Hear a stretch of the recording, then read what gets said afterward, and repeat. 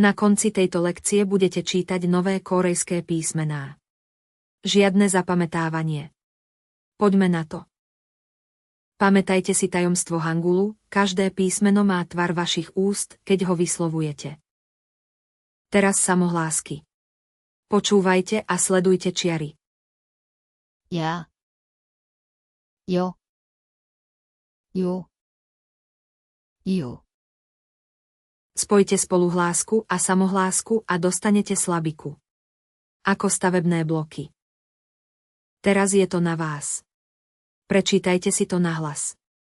Zastavte sa, ak potrebujete. Úžasné. Práve ste sa naučili 0 spoluhlások a 4 samohlásky. Už môžete čítať viac kórejčiny ako včera. Teraz si to zapamätajte. Choďte na korean.viasom.com. Bezplatná prax, bez registrácie. Odkaz je nižšie.